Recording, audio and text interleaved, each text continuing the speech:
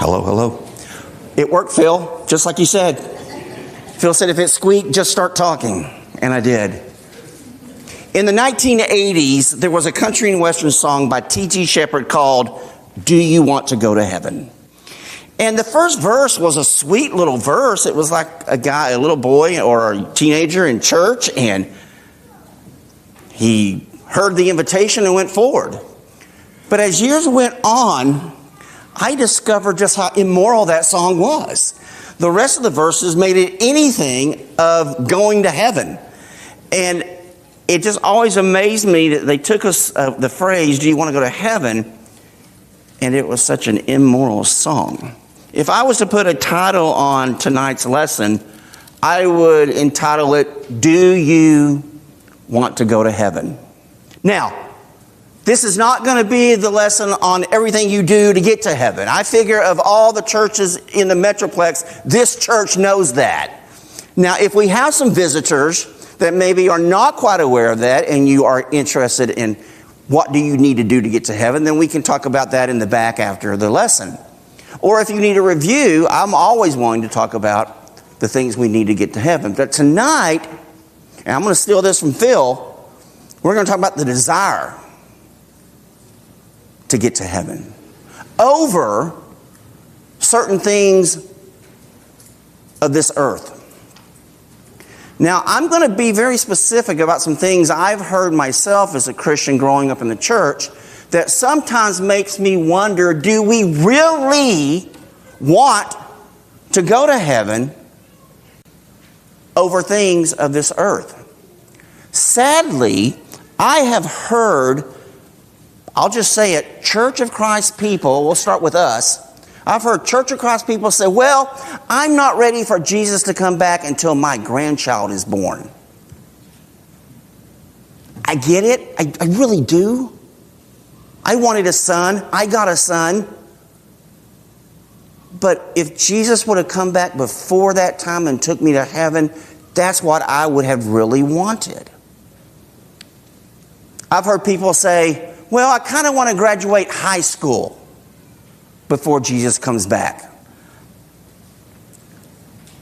I'm going to challenge you really hard tonight to stop that way of thinking because of how great heaven is, how much better heaven is above this earth.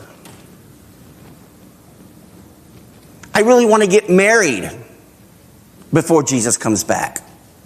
I hear that one a lot from the ladies. The guys are probably thinking, oh, Jesus, please come back before I marry her.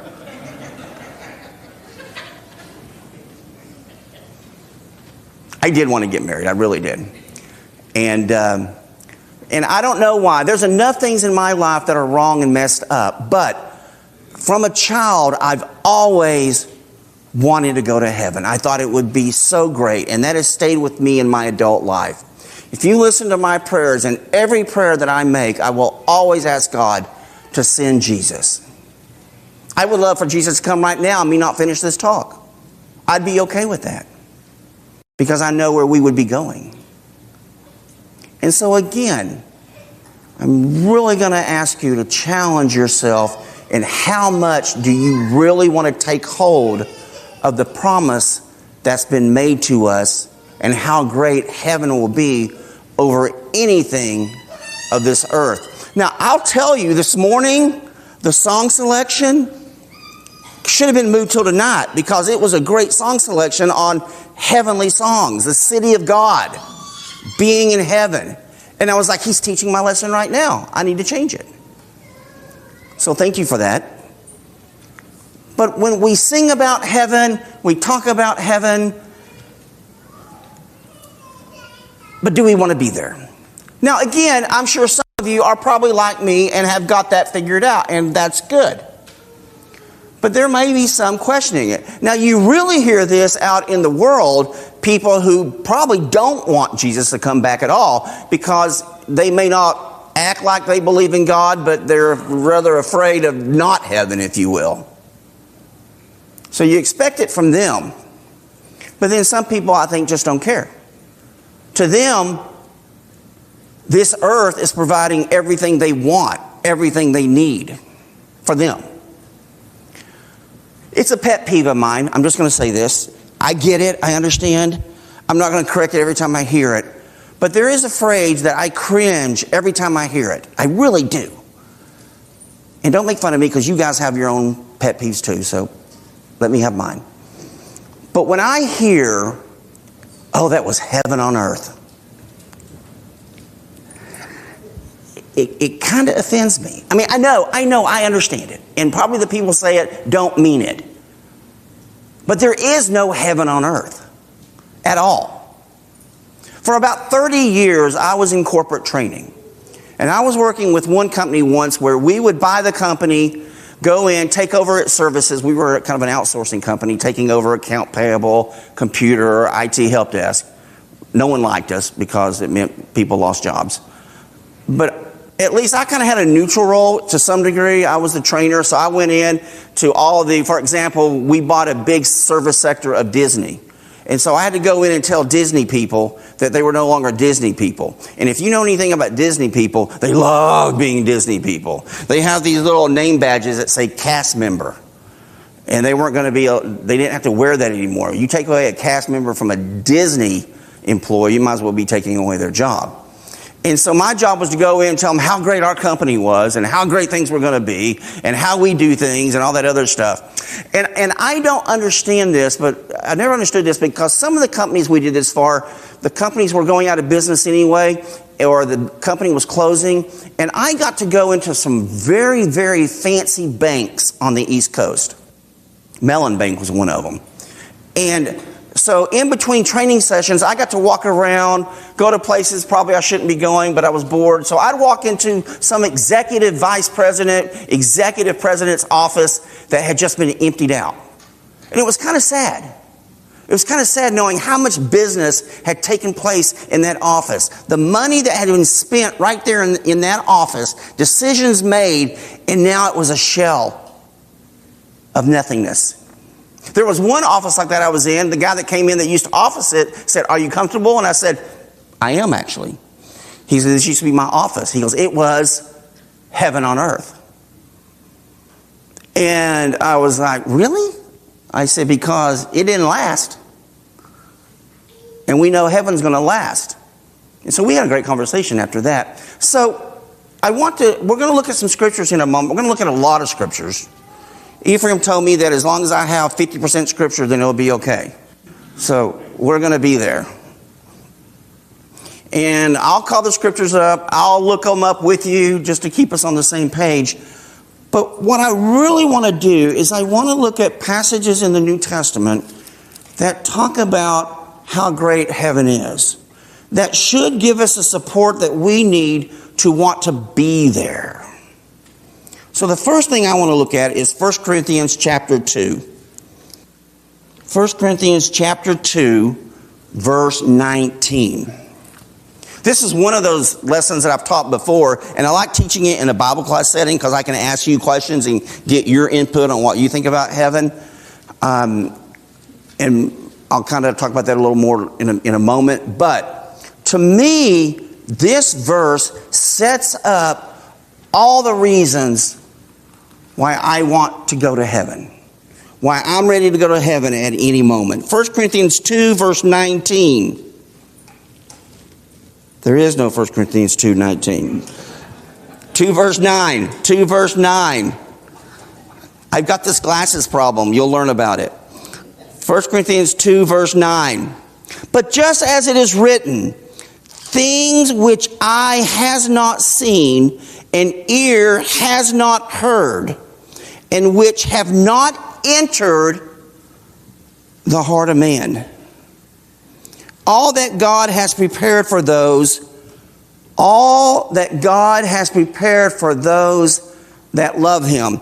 There's actually a better translation on that, of which have not entered the heart of man, beyond man's imagination. That's not one of those hyperbole verses that it's just exaggerated. Heaven is going to be something we can't even imagine or fathom or think about. It's going to be that great. Now, we're going to look at some verses here in a moment that give us clues into that.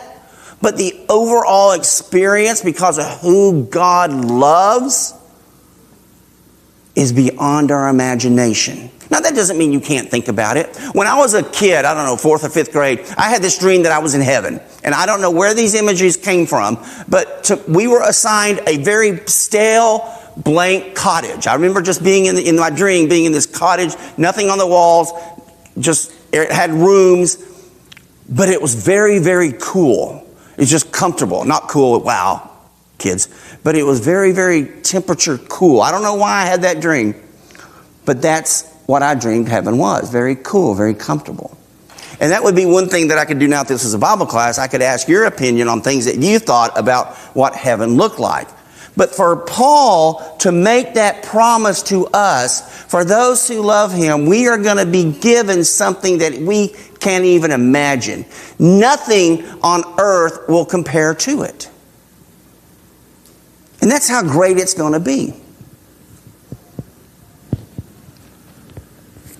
Let's look now at Hebrews chapter 11.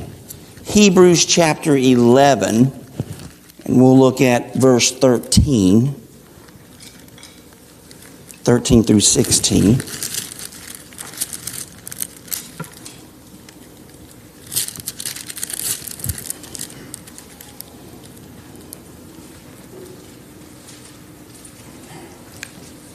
All these died in faith, without receiving the promises, but having seen them and having welcomed them from a distance and having confessed that they were strangers and exiles on earth. They didn't want to be on earth. Even in their homes, they felt they were exiles on earth. For those who say such things make it clear that they are seeking a country of their own.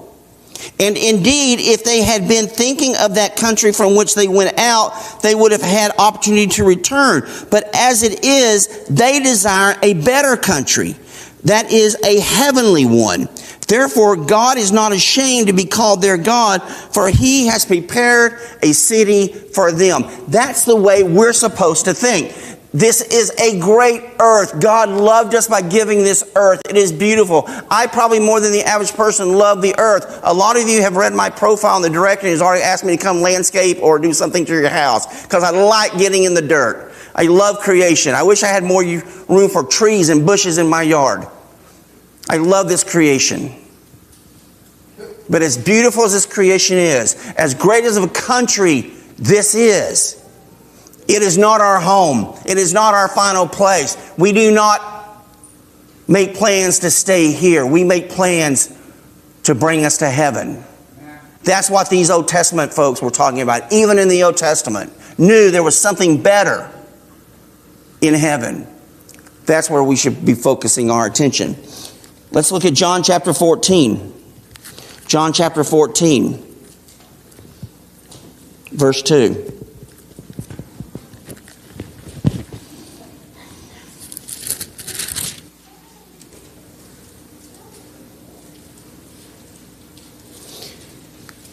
In my Father's house are many dwelling places. If it were not so, I would have told you. For I go to prepare a place for people I don't care about. Oh, sorry, wrong translation.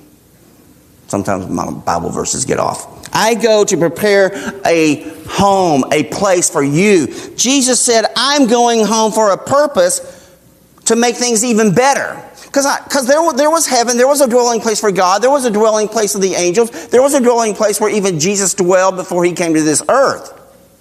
And it served a purpose. But Jesus said, because of you, who you are, and in context of the rest of the New Testament, I'm going to go home and prepare a better place for you. I love you so much, I'm going to prepare a place for you. That's how much Jesus loved us. Maybe that scripture of all the rooms is where as a child I got that imagery. Now let's turn over to Revelation chapter 21 right now. I want us to be careful when we consider the account in Revelation And I'll make some notes on that for you guys. But Revelation 21 verse 4, we're going to look at a couple of passages. We'll look in chapter 21 and we'll look in chapter 22 also. But in 21 verse 4, we read, let me back up on that one. Verse 3, and I heard a loud voice from the throne saying, behold, the tabernacle of God is among men, and he shall dwell among them, and they will be his people, and God himself will be among them. Again, talking about heaven. Verse 4, and he shall wipe away every tear from their eyes, and there shall no longer be any death. Someone prayed that in their prayer this morning. I heard that very verse. There will no longer be any death. There shall no longer be any mourning or crying or pain. The first things have passed away. Wow. Think about that. No hurt, no crying, no death, no fear, no nothing. Constant joy, constant worshiping God. So, my grandmother was someone who had, great Christian woman, who had issues reconciling that in her mind. She was a worrier anyway. And so she was like, Grandma was blunt, I didn't like living with your grandpa on earth. How's that going to be living with him forever in heaven? And I was like, Grandma, whatever's going on between you and Grandpa, we'll talk about marriage in 1 second, but you're not going to worry about it. There is no pain. Any pain he caused you on earth, you're not going to deal with anymore. He wasn't abusive. He was just a grumpy old man. But you're not going to be sad. Remember when they asked Jesus about the question about the brother who had the brother's wife on down the line, and whose wife will she be? And Jesus said, in heaven, there will be no marriage. But I do believe we will know each other. We will recognize each other. I will get to see Drew in heaven and know that it's Drew. I'll see you in heaven and know that it's you. But here's the thing. If we have situations where maybe someone asked me once, well, I was married to a very good Christian woman, she passed away, and then I married another good Christian woman after she passed away, and if we all go to heaven, how's that going to work out? There's going to be some jealousy. No.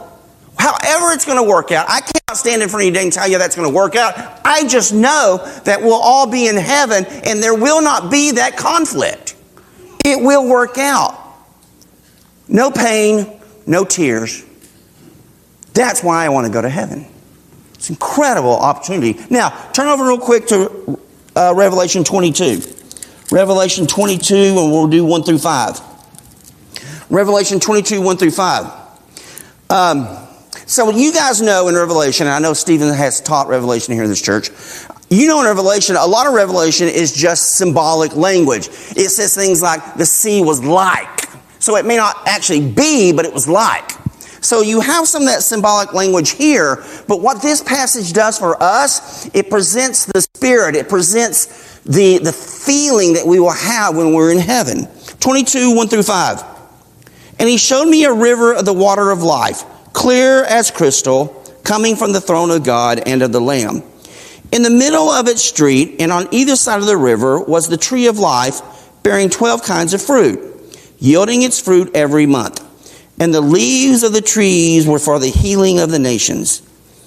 And there will no longer be any curse, and the throne of God and the Lamb shall be in it, and his bondservants shall serve him, and they shall see his face, and his name shall be on their foreheads. And there shall no longer be any night, and they shall not have need of the light of a lamp, nor the light of the sun, because the Lord God will illuminate them, and thou shalt reign forever and ever. Again, the absence of earthly things that in heaven.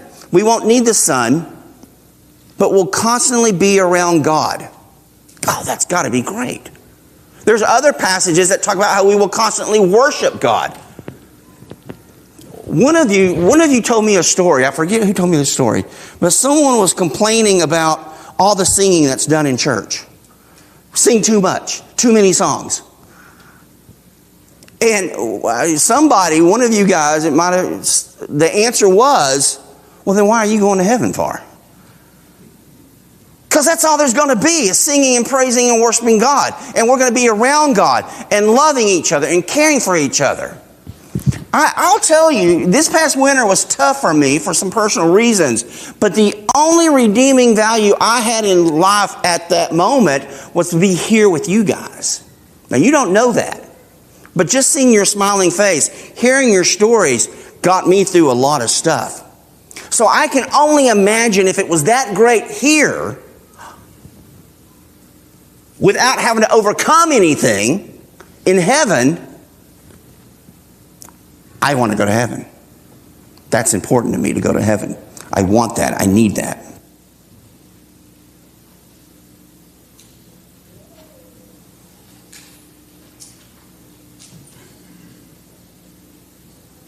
So Jeffrey, are you just going to lay around and mope until it gets here, or until you pass away, whatever comes first? Are you just going to be angry? No. That's not what we're called to do. We are called to want heaven. We're called to desire heaven, to want it more than anything on this earth. But while we're here, we work with God. We walk with God. Remember that slide from this morning with all the things that we could be doing? Those are the things that we do. Whether for this church or in the world. And by the way, that is true. There's a lot of things we do for this church, but we can also do those things for the world too. Those are the things we do until we get the glory of heaven. We rejoice. We be happy. We comfort each other. We don't give up. We walk with God now. And by doing that, again, not so much a lesson on how to get to heaven, but that is what we're called to do until we have heaven. So we're not going to sit there and mope. We're not going to sit there and whine because we're not there. We're going to enjoy the creation that God gave us. I love spring. I am excited for spring coming up right now. I check the buds every day just to see if the leaves are coming out yet. I think in my backyard, my oak buds are starting to form. I mean, the big old leaves are coming. I love the flowers. I love planting seeds. I love experimenting. I love digging up wildflowers along the highway that I'm probably not supposed to dig up and take them home and plant them and see if they'll grow.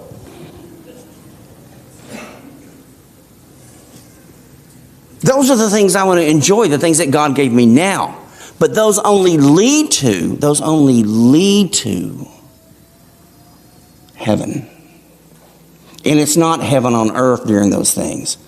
I'm going to be heaven in heaven is what I'm looking forward to.